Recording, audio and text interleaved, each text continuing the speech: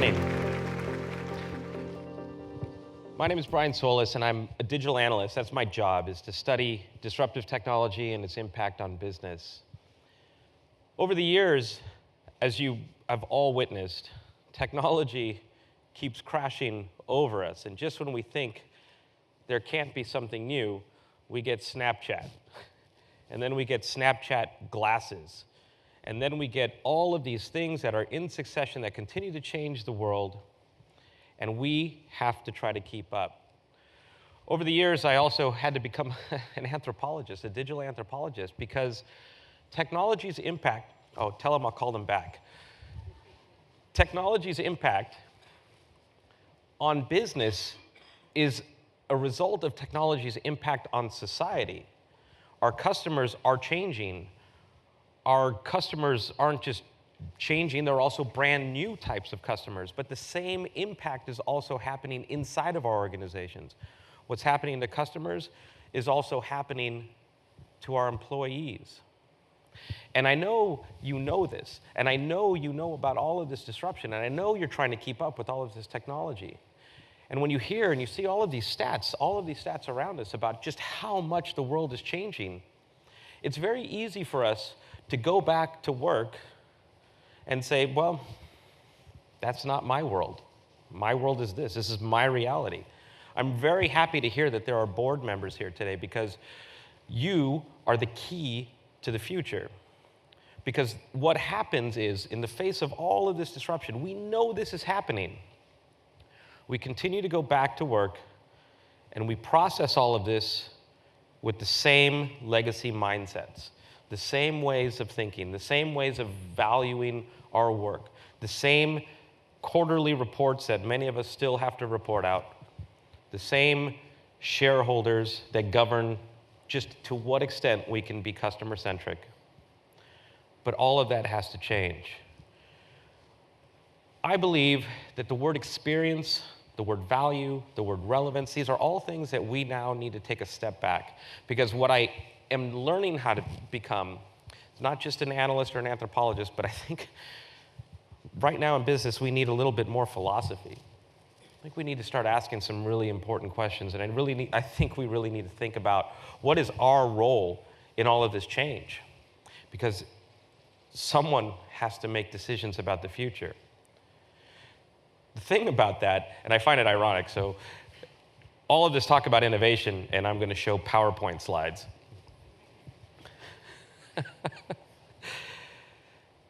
There are many agents of change within the organization. What I've learned is that it's not necessarily someone's role. It's not in any one of our descriptions that say, you, well, maybe if you're lucky enough to have this, but you are an instrument of change. You are the person we are relying upon to compete for the future right now. And I think that's the hardest part about all of this, is that no one's going to tell us what innovation looks like, or what it feels like, or what the steps are to leave this conference and go change the future. But it has to start somewhere, and it has to start with you. And I really applaud that 500 people came out today, because I think if it's one thing we leave with, it's the validation that change starts with you.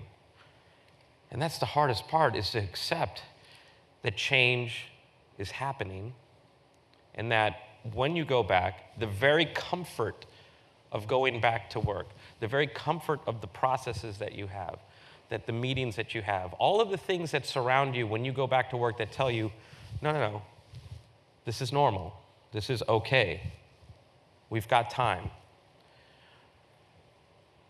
We don't. There is always a startup. There is always another company. There's always someone else trying to push forward. And some of us didn't really want all of this technology thrust on us, didn't want all of this digital thrust on us, to have all of this change to push us forward so quickly. Some of us liked the way things were. But now more than ever, we need to understand the people who don't want to change so quickly, and the people who want to change quickly, and we have to bring them together. And I think that's where true leadership starts. It's not your ability to build a roadmap that gets us to the future right now. It's also the ability to bring people together around this vision for where you're trying to go. Because it's part technology. It's also part human. And we live in an era of digital Darwinism. This is something that I talk about quite a bit because technology advances, but so does society. And you're seeing it right now in all of these politics. Society's pushing back because a lot of the advancements, a lot of the progress that's happening is just too much. And sometimes we just need a voice or a change agent to help us understand why this is happening and why it's good for everybody. Because when you look out and you see your employees and you see your customers, the real root of innovation is perspective. What do you see? Or what do you allow yourself to see? Most businesses see the woman in the front. That's our customer. And look at her. She's in the moment. She's the only one in that picture that's in the moment. Everybody else, with their phones, and they can't even be in the moment. Look up. The world is happening around you.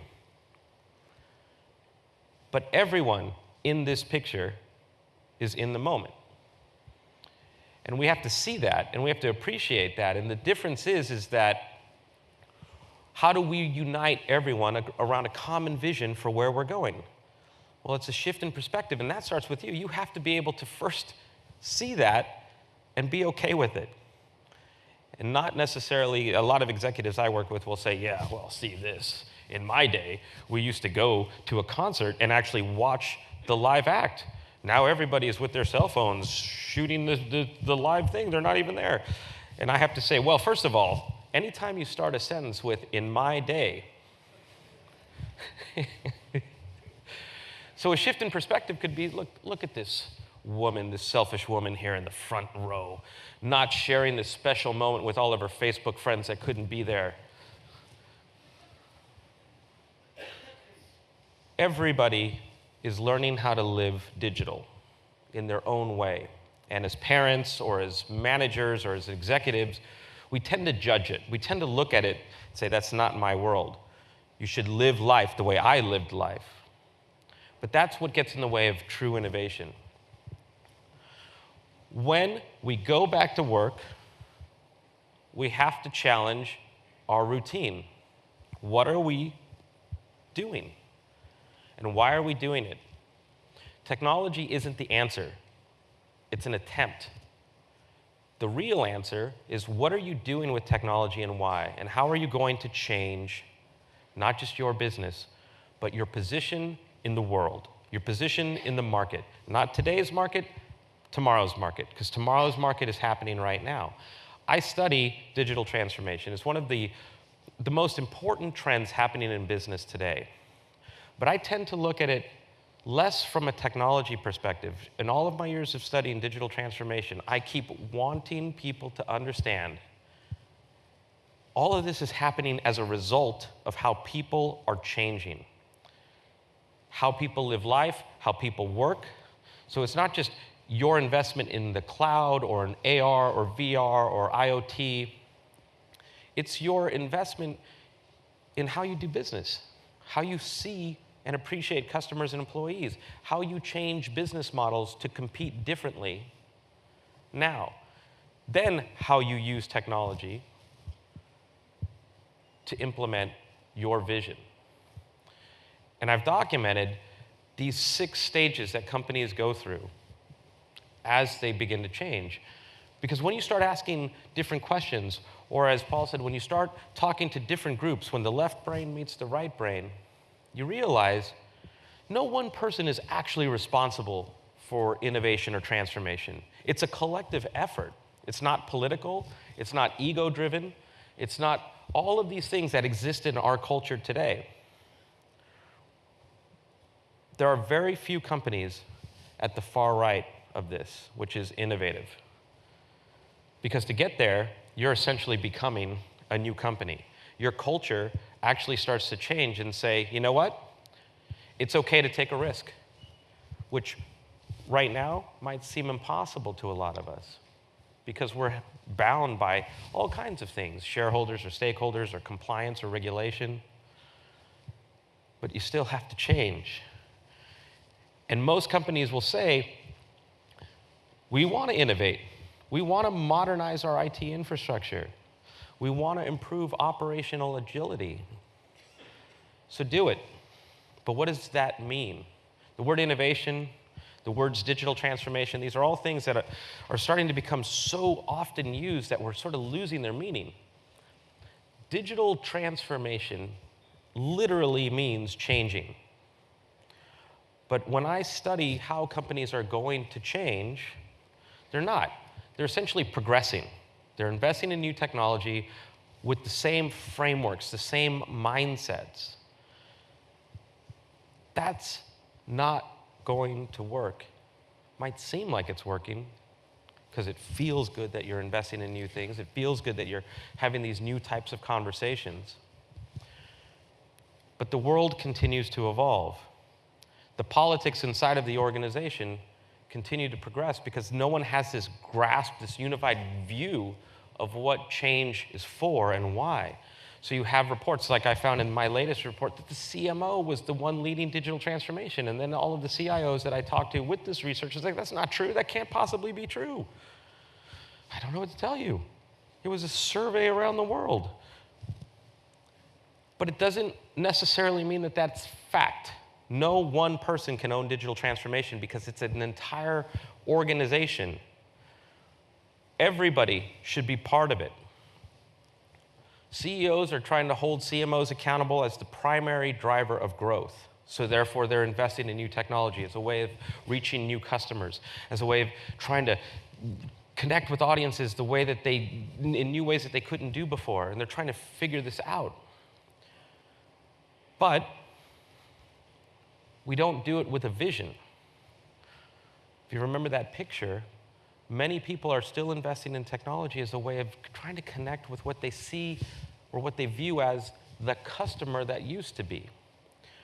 So one of the top catalysts for digital transformation, when it starts to become meaningful, when you start to progress along those 6 stages, is evolving, understanding the evolving customer behaviors and preferences, because they're different. The number one challenge is understanding the new customer behavior and preferences. The hardest part about seeing this is because we're not them, because we grew up differently, because we made decisions differently. We kind of progress and we learn and we do and we evolve, and every time we invest in something new, it feels like progress, because it is.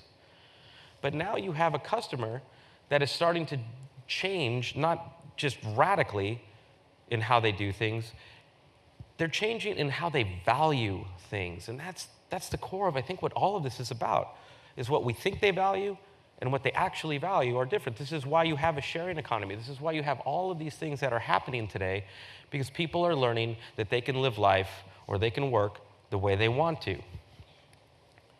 Only half of the companies that I studied that were going through digital transformation have actually mapped out the customer journey. Mapping the customer journey, that's the most basic step to understanding what's happening in the world. It goes deeper than that, though. It's not just about touch points. It's actually, why do they do this? What questions are they asking? Where do they go? Who influences them along the way? Only 20% of the companies I studied are actually looking at mobile, which is ridiculous. We all live a mobile lifestyle, as Paul said. I mean, most of us, well, maybe not all of you, but a lot of us will check our phones first thing in the morning, the last thing we do before we go to bed. And when you use your mobile, those apps and those services change how you think, change how you make decisions, change where you go for information, because it's a smaller screen, you have less patience, you're starting to learn how to become incredibly efficient with that device. And yet most companies are still investing in desktop customer experiences. But the good news is that for those willing to take risks, those willing to try new things, that there's all kinds of benefits. Increased market share, higher employee morale, increased productivity. Of course, because you're actually trying to work better and do things differently. And the more progressive companies now are starting to think, all right, how do we do this to great effect? So it's not just something that the CIO owns, it's not just something the CMO owns. What does a cross-functional team look like so that someone in the organization can be held accountable for change? How do we measure what we're doing week by week? Then, how do we look outside of our world? What's the startup ecosystem look like? Where's investment money going? Why are these trends happening? How do we plug into that, and how do we bring that back into the organization? Sometimes the greatest insights for innovation happen when you look outside of your organization. And so this, I think, is where our journey begins. I'm old enough to have falsely assumed that my career path was going to hit a point where I can just say, yep, done, check, now time to retire. Now, I realize in order to even think about that, there's still a lot to learn. And that's okay. I think that's okay. I think that's what makes digital transformation so interesting, is that it's not just, hey, let's figure out our roadmap. Let's figure out our migration strategies. Let's make things more efficient, and let's make these investments at scale. It's why are we doing these things? So that we can take an empathetic approach to transformation, as long as it, of course, meets business objectives. But remember, business objectives have to align with customer objectives and value, and employee objectives and value. We live in an era of transparency where you know exactly what it'll be like to work at a certain company because there are reviews like Amazon all over the place. The greatest progress starts when you also unlearn the very standards that guide your work. Unlearning means that we're ready to accept that our legacy processes, mindsets, perspectives, well, maybe they need some updating. Maybe they need a Control-Alt-Delete. Maybe we need to understand that the real friction that's happening, the real reason digital transformation is a necessity, is because there is almost a revolution of sorts that's happening. People do not need to have reluctant relationships with your business anymore. They're finding alternatives. They're starting to hack their experiences. So we have to understand what that means. And as you heard, innovation is key. In my work, though, I have found that a lot of businesses make the mistake of assuming that all of these things equal innovation. But I want to share with you something. When you go back to work and you're making decisions about what to do next, ask yourself, which one of these things are you doing? And not all of, they're not bad, it's just you have to understand that there's a difference between them. Because iteration is actually what most companies do with new stuff, and confuse it with innovation. And iteration is basically, the way I simply define it, is doing the same things better, more efficiently, at scale, whatever it is. But innovation is doing new things that unlocks new value. So for example, Uber. It was iterative in some ways because it changed, made better, how you get a car from one place to another place. It was innovative in that entire experience. It changed your expectations. It changed how you think about services. Doing new things that unlocks new value. Because only one of those two leads to disruption, which is doing new things that makes the old things obsolete. So when you start to feel like the customer journey is dated and old and not mobile, or if you have to call a contact center, these are things that are becoming obsolete. I use the remote control as an example of how companies think about innovation. You take new things and you put it in the same mindset, the same decisions, the same processes, the same operations. And what you end up with is a remote control.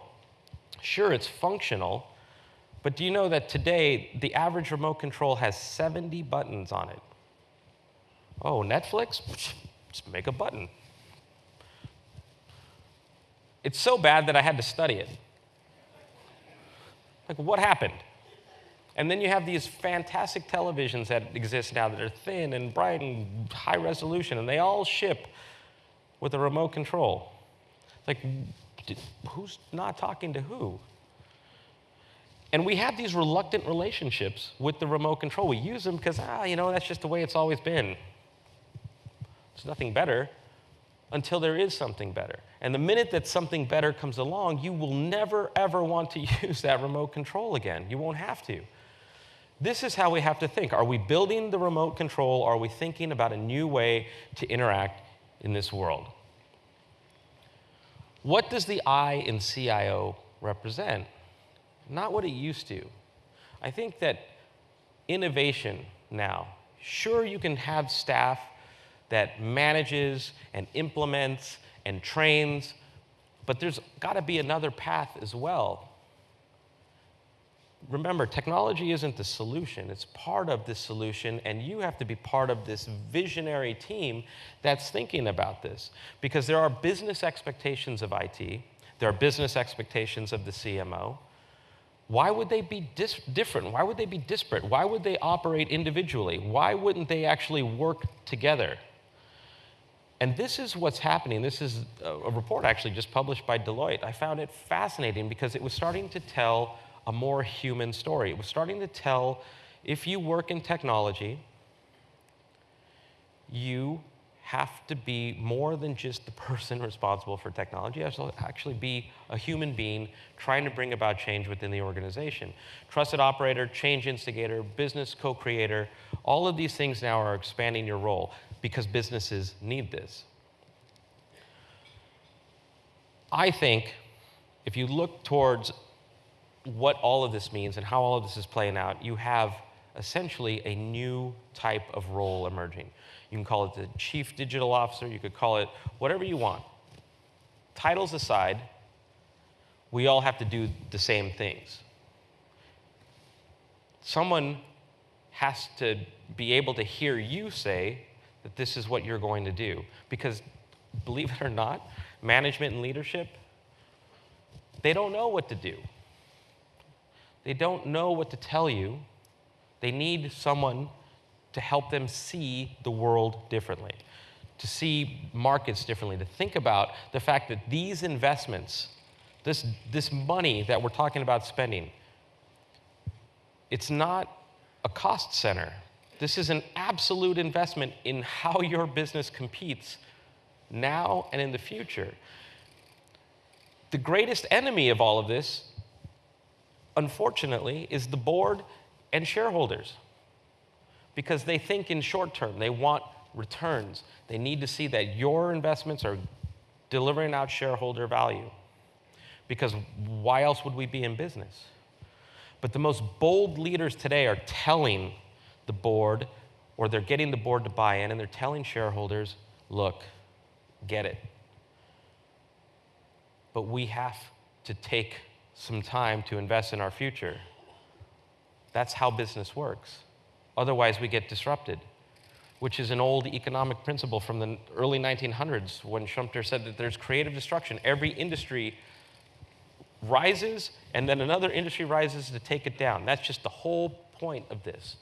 And the better you see that coming, and the more agile you are to do something about it, the better you are. And that starts with questioning everything around you. Every aspect of how you make decisions, all of the things that we hold valuable, we could just pull the thread on everything. Some of you in the room are totally okay clicking a 3.5-inch diskette to save a file. Because you remember, well, yeah, of course. That makes sense. Some of you in the room have no idea what I'm talking about, because that's just a save icon.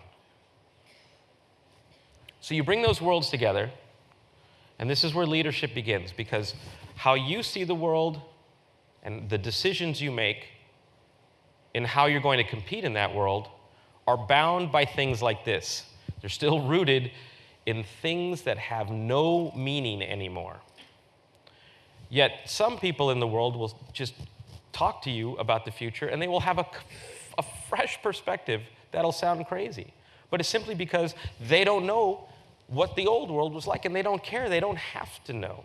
So the hardest part about change is actually accepting that this is our experience, but now maybe moving over here and start seeing the world differently. Because when you bring these together, you see something like this. Hey, kid, have you ever seen one of these before?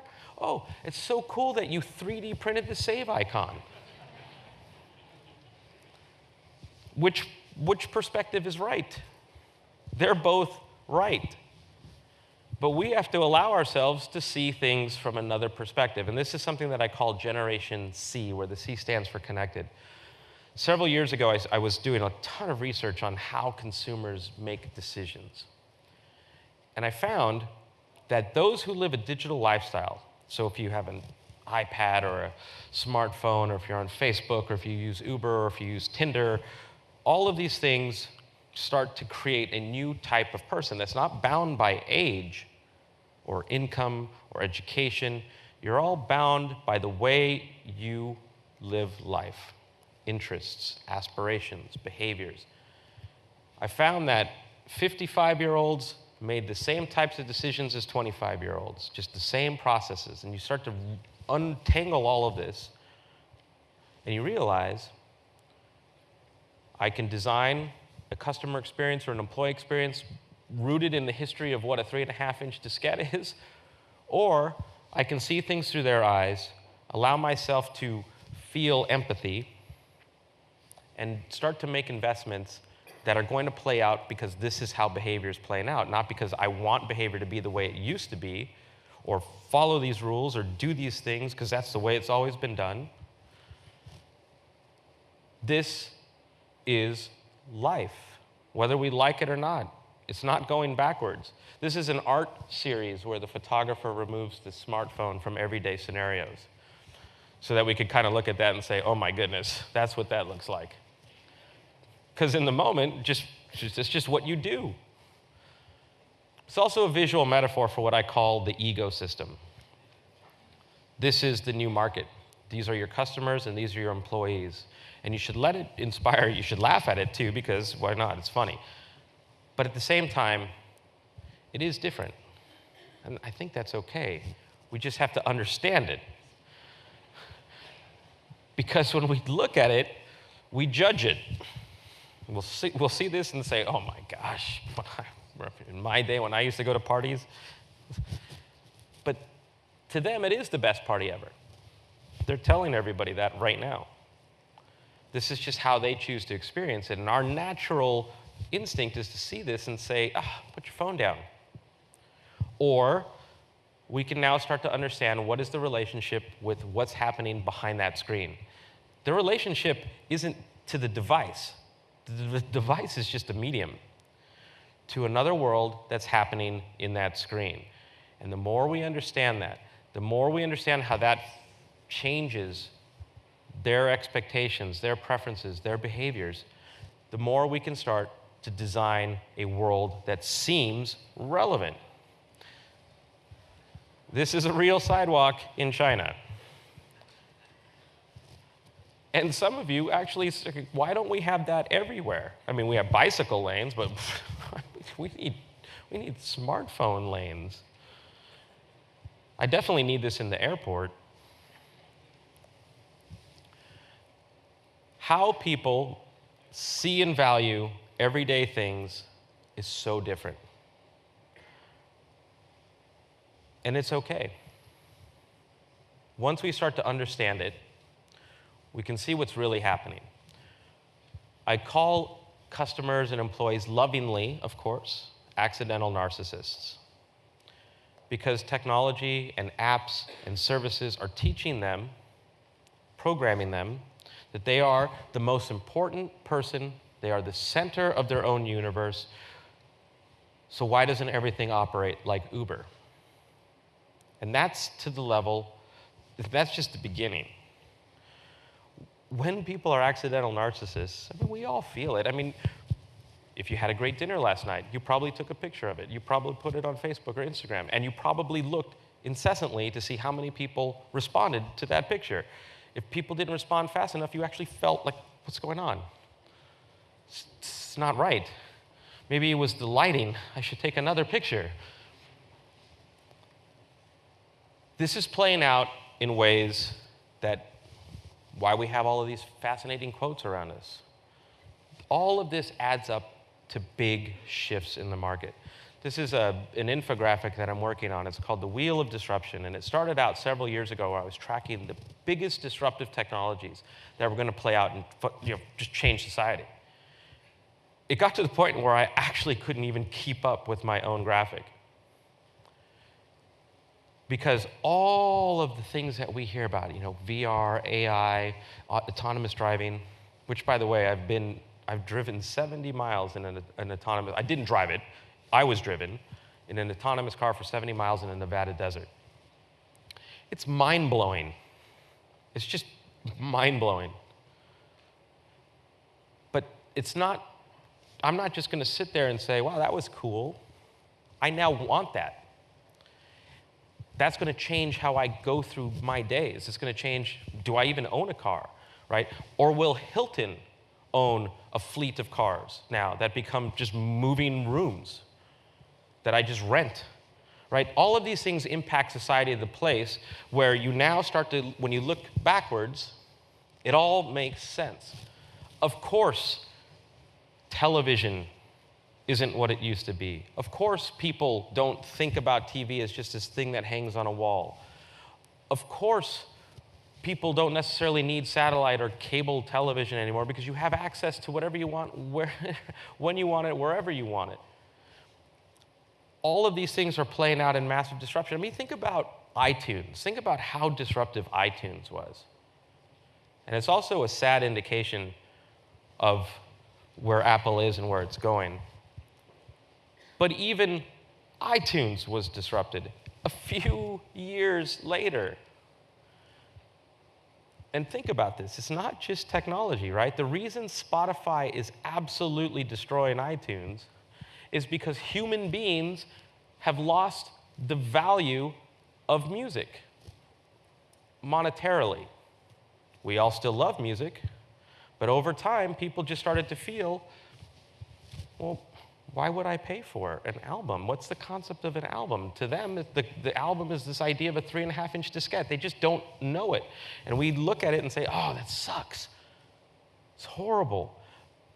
But it's all a victim and an evolution of how people are just learning how to live. Why we have home phones installed, or why we have desk phones in our office. I just did a research report that showed that a stark amount of employees don't even use their desktop phones anymore. They just use their smartphones. So if you're waiting for someone to tell you what to do, you're on the wrong side of innovation. I think transformation is as much a business story as it is an individual story. Any great innovation starts with personal innovation, that you actually see, maybe I don't understand all of this. Maybe the way we're processing data or the way that we're looking at our next investments, maybe we don't actually understand why we're doing these things. So why are people changing? What are their expectations? Why do people still come to work and work this way if they go home and actually live life completely different? What do we do to close those gaps? So there are 3 things to think about, and they're all bigger than your role, and that's good because this means that your opportunity has never been more pronounced. It's never been bigger. It's never been more special in that you get to be part of something that didn't exist before, and you have to help build it. So there's this vision, right? We can't just change because all of this digital is happening. We should change because we understand what's happening. What is happening? Why are people doing this? How is this happening outside of the market? Because we can't just dictate to the market, this is how we do business. They're telling you this is not how they do business. And we have time, so we confuse profitability and we confuse growth with signs that we're doing the right things, but all we're doing is squeezing the same orange. I don't know how much more you can get out of it. Digital is happening because people are starting to choose other things, and all we have to do is understand it and plug into it. So that takes vision and leadership. If you think about the challenge that you have today is that you really don't have vision and leadership. You have a vision statement, and you have someone who is the leader, or many people that are the leader. It's not the same thing. We have management. That's what businesses do. We have management, and that is held to the standards of 60 years ago. This is how we work. This is how we do business. This is how we measure success. So vision and leadership are willing to just challenge the assumptions that we're making today and even ready to rival the profitability to say, look, we're just going to have to invest in ourselves, but we need help. Vision and leadership. You then become one of the leaders of a digital transformation team that's cross-functional. And the greatest catalyst, the greatest successes that I've seen in the 6 stages of digital transformation are when you allow yourself to see the new customer experience. How they value life differently. It's true for B2B, B2C, it's true for government. All of these things have to, number one, allow us to see how society is changing, how belief systems are changing, how decision-making is changing. And we have to be able to connect the dots between people who are changing and the people who work with you who don't want to change. That's what leadership is.